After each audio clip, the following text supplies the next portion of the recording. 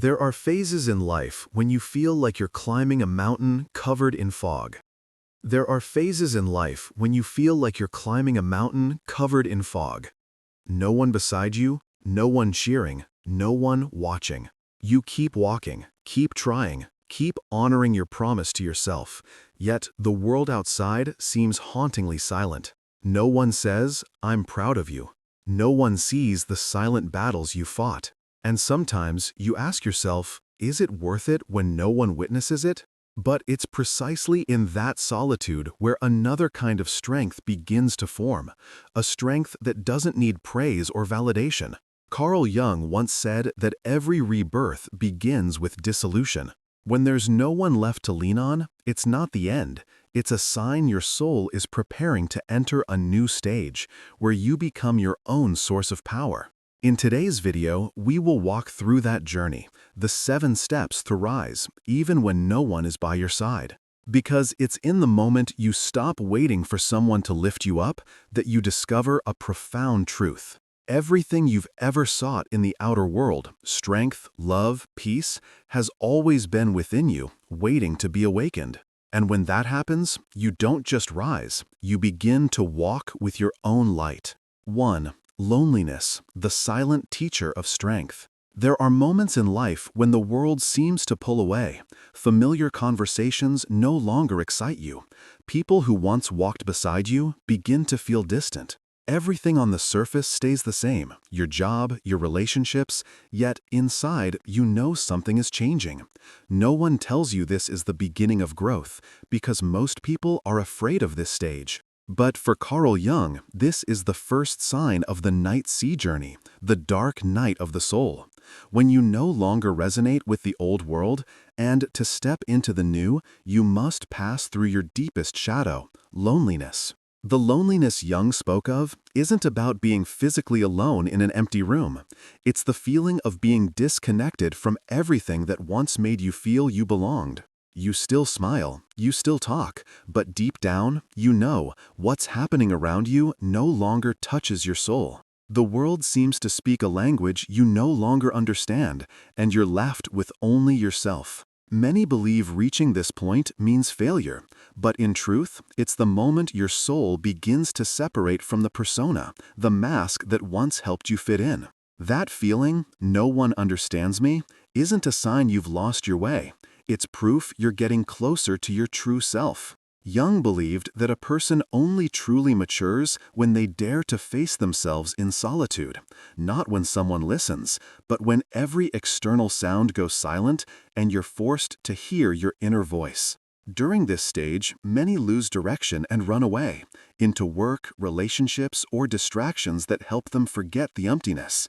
But the more they avoid it, the larger that emptiness grows. Loneliness doesn't come to punish you. It comes to deepen you, to help you rebuild your foundation from within. I once knew a woman who, after her divorce, fell into a state of disorientation. She had always been surrounded by friends and laughter, but when everything collapsed, her apartment became frighteningly quiet. Instead of filling the void with dates or work, she learned to sit in silence. At first, just for a few minutes, then gradually for hours. She cooked for herself, she read, she journaled, she faced the questions she had always avoided. Months later, she said, "I realized silence is no longer my enemy. It's where I finally hear myself." That was what Jung called the meeting with the self, the moment you stop running and start coming home. When there's no one to depend on, that pressure forces you to develop discipline and inner steadiness. Like a climber without a safety rope, every step becomes a conscious choice, every action a... That isn't love. It's emotional dependency, which Jung saw as the mark of an unintegrated ego. After the stage of the lonely warrior, the next lesson is learning how to soothe yourself. When you stop seeking reassurance and approval from the outside, that's when the self begins to take over. I once met a woman in a group therapy session who confessed she nearly panicked whenever her boyfriend didn't reply to her texts. She would check her phone dozens of times, imagining the worst. "I know it's irrational," she said, "but when he's silent, I feel like I don't exist." After months of therapy, she discovered the fear didn't come from him, it came from her childhood. Whenever she was sad, her parents would say, "Don't be dramatic," or walk away. Her unconscious learned, "Your feelings don't matter." And ever since, she sought someone to prove otherwise. Jung called that the trap of emotional projection, when we use others as mirrors to determine our worth. When they respond, we feel valuable. When they withdraw, we lose direction. But the truth is, no one can be your savior forever. The more you depend on others for stability, the more you lose the ability to regulate yourself. Self-soothing doesn't mean coldness or disconnection. It means becoming the one who listens to your own emotions. When sadness arises, instead of running to find someone to calm it, you stay. You place your hand on your heart and whisper, "I'm still here." That simple act is the beginning of emotional independence, a key stage of individuation, when you stop merging with the collective and become an autonomous self. A person who knows how to comfort themselves doesn't need constant responses to feel valuable. They don't need instant replies or compliments to keep going. They can sit quietly in a cafe, enjoying their coffee alone, feeling complete in that moment. That's not coldness. It's the highest form of freedom, freedom from the need to be validated. Jung said that all forms of dependence are the shadow of love. We call it attachment, but it's really fear of abandonment. The immature ego craves someone to confirm its worthiness. But when you look deeply into that fear, you realize it's not emptiness, it's an invitation. An invitation to become the parent you once needed but never had. And then you understand. What you thought you needed someone else to help you survive, you've had the power to do all along. In modern psychology, this is called emotional independence. It's not rejecting love or connection. It's refusing to hand over control of your emotions to anyone else. You still love, you still connect, but you don't lose yourself when relationships change. When someone leaves, you grieve, but you don't collapse. When someone goes silent, you listen, but you don't lose your worth. Someone with emotional independence doesn't need a rescuer. They can lift themselves up, wipe their own tears, and keep walking. And only from that place can they love truly, not out of need, but out of choice. Perhaps that's what Jung meant when he said, "The privilege of a lifetime is to become who you truly are." Because when you stop seeking comfort from others, you start seeing your own power, a power that doesn't depend, doesn't borrow, and can't be taken away. From the moment you stop waiting for someone else to make you happy, you begin to grow up. And if you're in that stage, no one understands, no one comforts, no one lifts you up, remember, it's okay. No one coming doesn't mean you're alone. It only means it's time to stand on your own 2 feet. Whisper quietly to yourself, "I don't need anyone to save me. I just need to not abandon myself." That's the second step, and the turning point toward rising, even when no one is there. And if you're in that stage now, learning to stand alone, with no one understanding or comforting you, see it as a sign that your soul is maturing. Let me know you're still here by leaving one word in the comments, "still," as a signal that even when no one stands beside you, you still choose to stand with yourself. 3. Stop complaining, the language of the victim ego. After you've learned to stand strong in solitude and soothe yourself, another subtle but demanding challenge arises. Stop complaining. Complaining is how the ego keeps you anchored in your comfort zone, the place where you get to see yourself as the victim. It convinces you that you have a reason not to change. But here's the irony. Every time you complain, you reinforce the belief that you are powerless, unconsciously sending the message, "I have no strength." Carl Jung called this the shadow of self-pity. When you're trapped in that darkness, you stop acting and start repeating the same question, "Why me?" As if the universe is unfair, as if the world owes you an explanation. But the real question isn't why me, it's what can I do with this? The moment you change that question, the energy trapped in complaint begins to move again.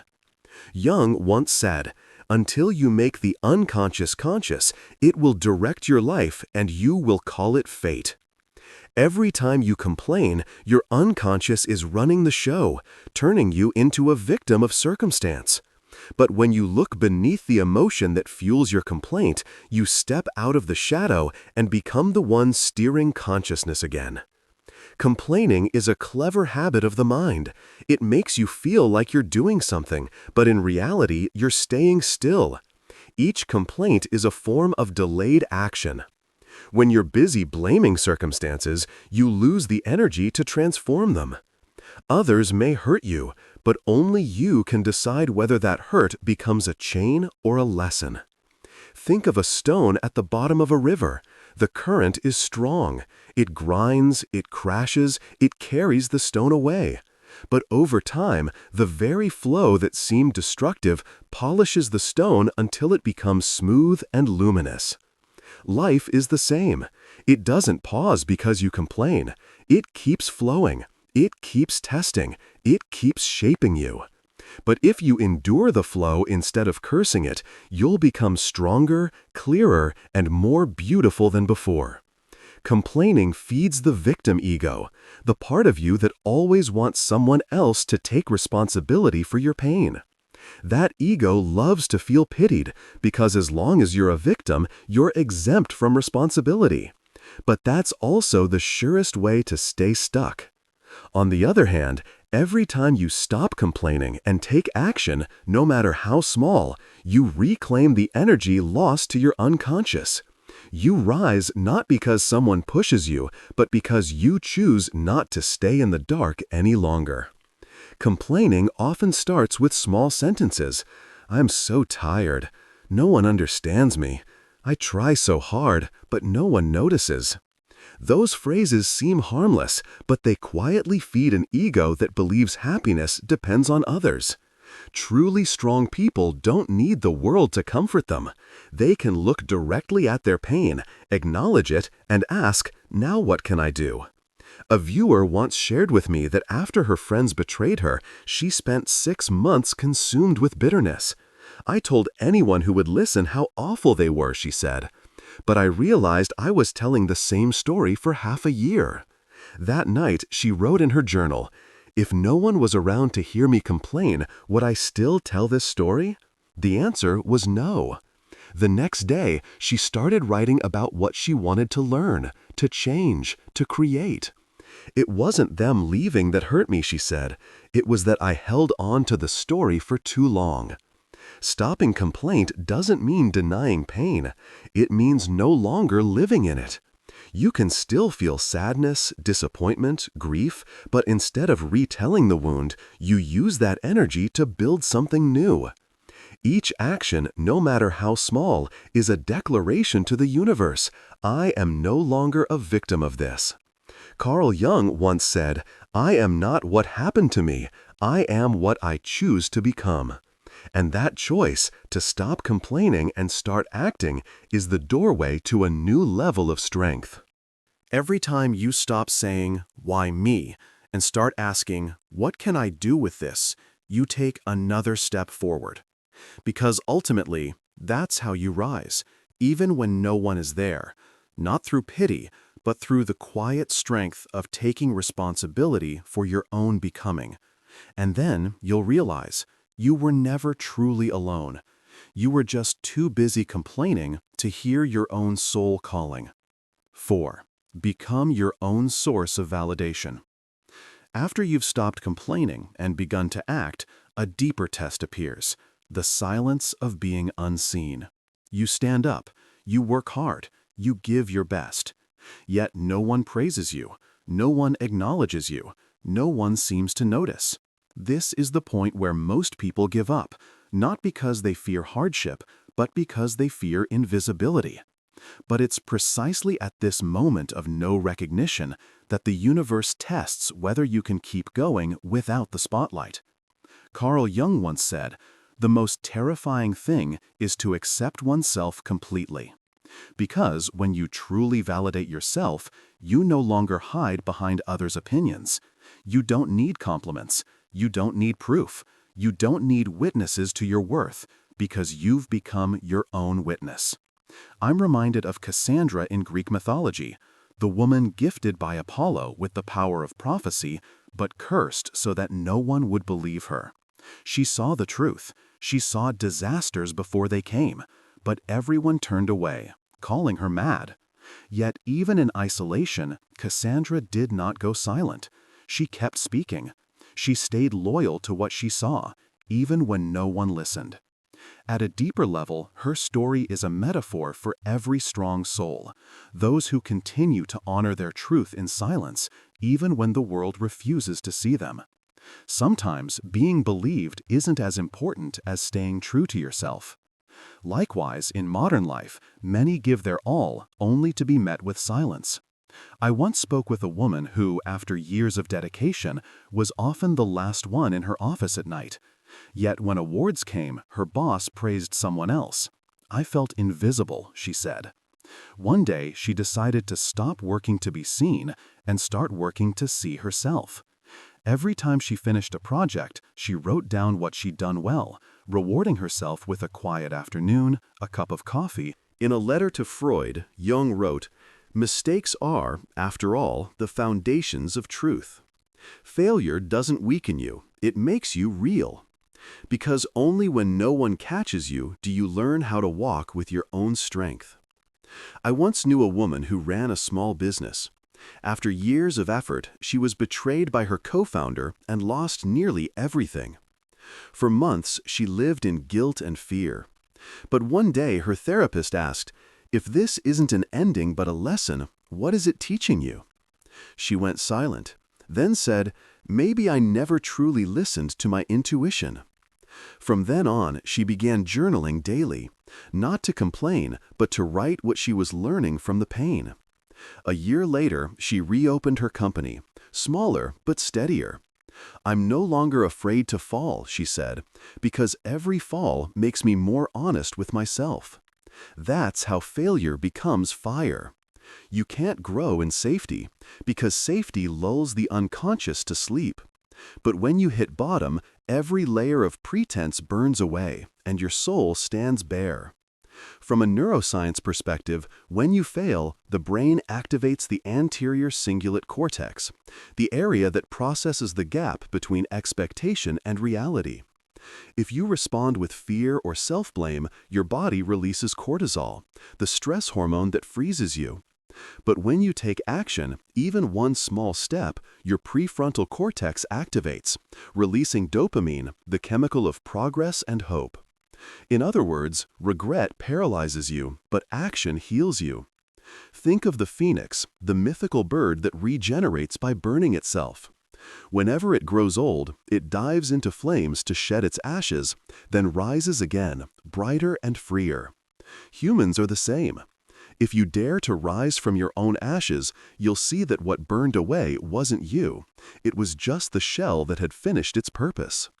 Jung once said, "There is no coming to consciousness without pain." When we face failure without judgment, wounds cease to be enemies. They become teachers. In pain, awareness is born, and only when we touch our wounds can we truly touch our humanity. In every failure, you have two choices: let it define you or let it refine you. When you say, "I'm a failure," you imprison yourself in the past. But when you say, "I'm learning something," you open a door to the future. Rock bottom is never the end. It's the ground you push off from. Strong souls aren't born from comfort. They're forged in collapse. Just as metal becomes a sword only after enduring heat, humans find their true strength when they face failure and refuse to retreat. Remember, falling doesn't make you weak. Staying down does. When you shake off the ashes, face your mistake, and take one more step, even a small one, you're rewriting your story. One day, you'll see that every failure had a sacred purpose. It didn't come to break you. It came to reveal the truer, brighter, steadier version of you. So don't wait for someone to lift you up. Rise quickly, firmly, with a heart still warm. In that moment, you don't just overcome failure, you become the flame that nothing can extinguish. Not for inspiration, but for responsibility to herself. She began small, waking 15 minutes earlier to read, writing 3 daily goals, saving every spare dollar for her dream bakery. Some days she was exhausted, but she kept going. I stopped waiting for motivation, she said.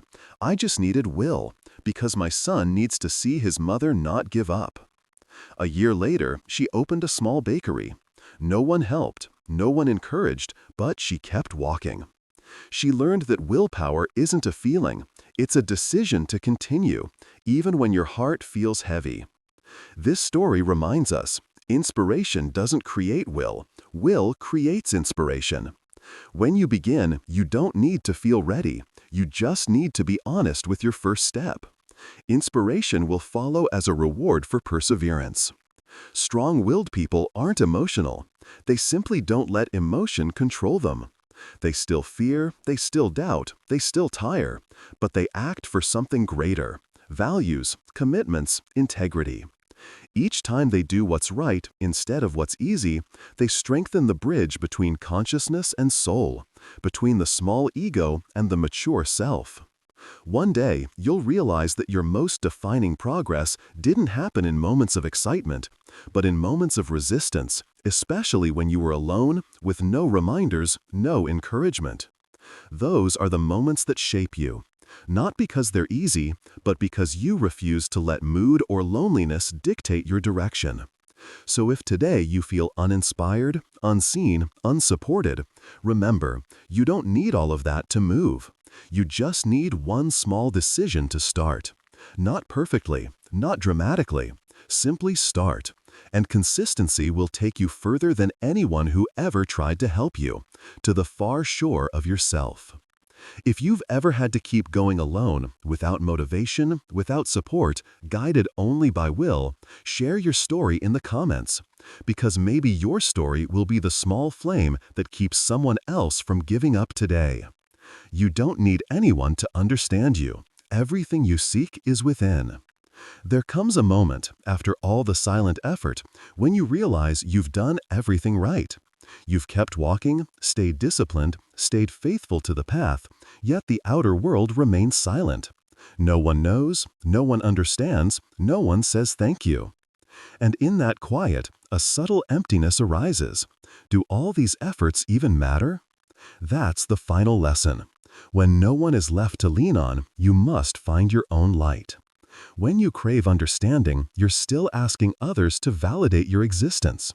But no one can truly understand you, because only you know how deep your inner journey has been. Carl Jung once wrote, "Your visions will become clear only when you can look into your own heart." All the answers you seek are already within your unconscious. You only need enough stillness to hear them. After years of living to be understood, you realize not everyone has the capacity to see you at your depth. Sometimes they only see the parts that make them comfortable, and that's not their fault. In a world where everyone is searching for themselves, few can truly see another soul. When you stop expecting understanding from the outside, you begin the return inward, where all your contradictions start to harmonize: fear and courage, pain and healing, darkness and light. There, you no longer need anyone to confirm that you are enough. You just need to know that you are being true to your soul, and that is enough. When that happens, you stop looking for saviors, because you've become your own. I once heard the story of a young painter who, after years of painting for trends and sales, fell into creative exhaustion. One day, she left the city, rented a small house by the lake, and cut off all communication for a month. She painted again, not to show, not to sell, but to listen to what her soul wanted to say. When she returned, her art had changed, raw, alive, full of soul. A gallery in Berlin saw her new work by chance and invited her to exhibit. She said, "When I stopped trying to be seen, people began to truly see me." That's the paradox Jung described. When you stop seeking outwardly, you become a center of inward gravity. Because creative energy, love, and wisdom don't come from being understood. They come from accepting yourself, even the parts no one else understands. Like a lighthouse in the night sea, it doesn't shout to be seen or move to seek attention. It simply stands shining, and by doing so, guides those who are lost. Humans are the same. When you stand in your own light without needing recognition, your presence itself becomes guidance for others. Carl Jung once said, "Who looks outside dreams. Who looks inside awakes." When you stop asking the world, "Who am I?" and start asking yourself, "What do I truly need?" the veil of the unconscious begins to lift. The psychotherapist Carl Rogers once said, "The curious paradox is that when I accept myself just as I am, then I can change." No one will ever fully understand you, but that doesn't mean you can't be loved. Because real love doesn't require full understanding, only full acceptance. And when you learn to accept yourself in all your complexity, depth, and contradictions, you radiate an energy that makes others feel safe near you. Strangely, the moment you stop seeking someone to understand you, you begin to be understood, not through words, but through presence. The ones who truly belong in your life will feel it, without explanation. If life has ever exhausted you with the need to be understood, rest. Sit in silence. Place your hand over your heart and listen. That voice inside, faint but steady, knows the way. It knows where to go, what to release, and how to begin again. And then you'll realize no one needs to complete you because you were never incomplete. Everything you've ever searched for, love, peace, understanding, are simply different faces of one thing, coming home to yourself. That's how you rise, even when no one is by your side, not through the noise of proving, but through the quiet of awakening. Conclusion. A person who can rise when no one is there isn't someone who feels no pain. They are someone who turns loneliness into a teacher, silence into fuel, and every fall into a foundation of strength. They don't live to be seen, but to be honest with their soul. When the world goes silent, they listen within. When no one believes, they hold faith themselves. And from that place that once felt empty, another kind of power is born, a power that needs no proof. Because in the end, this journey isn't about becoming unbreakable. It's about becoming authentic, with your fears, your will, and your own light. When you stop waiting to be saved, you'll realize you were never weak. You just hadn't yet seen how strong you really are. If this video has awakened something in your heart, share it, because maybe someone out there needs this reminder too, that they are strong enough to stand up and keep believing in themselves.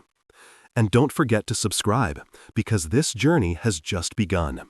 The journey of becoming yourself, steady, clear, and free, even when no one stands beside you.